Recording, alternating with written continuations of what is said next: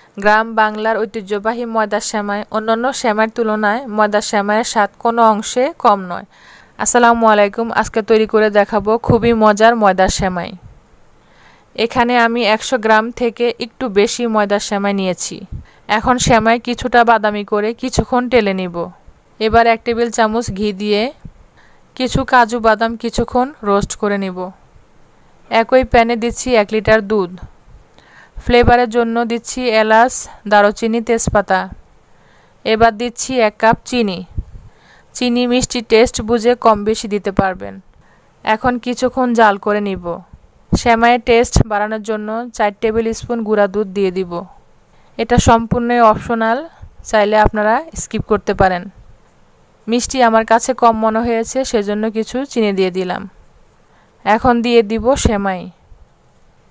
সেমাই ভাজার পর ধুয়ে স্ট্রেনারে ছেঁকে নিয়েছি।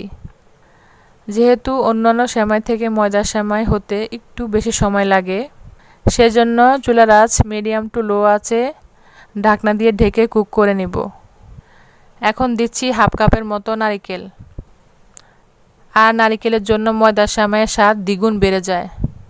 চেষ্টা করবেন ময়দার সেমাই নারকেল দিয়ে রান্না করতে, তাহলে খেতে খুবই ভালো লাগবে। নারকেল দিয়ে 2 থেকে 3 মিনিটের মতো কুক করে নিব।